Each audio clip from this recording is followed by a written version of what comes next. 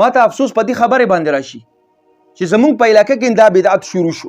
مخکې په پنجاب کې بریلیانو کولو او اوس زمونږ په علاقه کې هم شروع شو. 12 ربیع الاول باندې جشن میلاد النبی مناول، جلوس راویستل، خلک را جمع کول، خوراکونه پخول، خوراکونه تقسیمول، دا بدعت دی.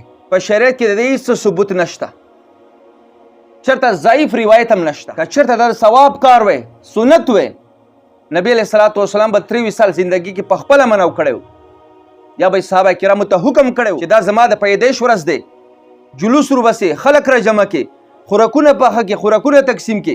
خو نبی علیہ الصلوۃ والسلام په خپل زندگی کې کلم دا کار نه دی کړی او نه نبی علیہ الصلوۃ والسلام د وفات نه پس صحابه کرامو دغه کار کړی دی، نه تابعینو کړی دی، نه تابعینو کړی دی، نه ائمه مجتهدینو کړی دی. نو معلومه شوه چې دا نه سنت دی، نه د ثواب کار دی، بلکې دا سوچه بدعت دی. بلکې جمهور محدثین مورخین په دې باندې اتفاق دی چې نبی علیہ الصلوۃ والسلام په 8 ربیع الاول باندې پیدا شوی دی او دا راجح قول هم دی او مشهور خو 12 ربیع الاول دی او دا راجح نه دی. بعضې خلک بیا وایي چې تاسو 14 اګست ولې مناوو، چې تاسو عید میلاد النبي ته بدعت وایي، نو بیا 14 اګست ولې مناوي؟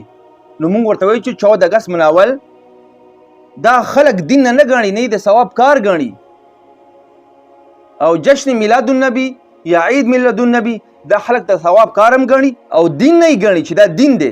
دې د وجې نه دا بدعت دی چې یو څیز دین نه وي، تی دین ګڼي، دې ته بدعت وایي که نه. ما ته افسوس په دې خبرې باندې راشي چې زمونږ په علاقه کې دا بدعت شروع شو. مخکې په پنجاب کې بریلیانو کولو او اوس زمونږ په علاقه کې هم شروع شو. خلکو ته دعوت ورکولی شي چې مونږ جشن میلاد النبي منو راشي او بعض علما کرام هلته تشریف فرما کیږي. نو ته چې هلته تشریف فرما شي د عوام به څه وایي؟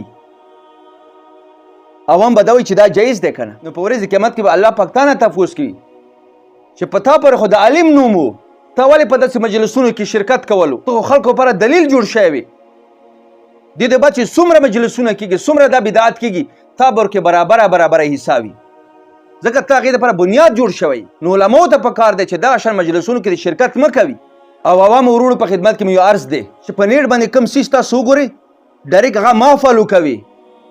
پنجاب کې تاسو جلوس وکتلو، تم جلوس وباسي، بلکې د خپل علاقې علما کرامو سره مشوره وکړي، هغو نه پوښتنه وکړي چې دا جایز دی او که نه. دا د علما کرامو کار دی، تاسو کار نه دی. په دین کې به ګوتې نه وهي. هغو علما کرامو نه پوښتنه کوي چې هغه حق پرست علما وي.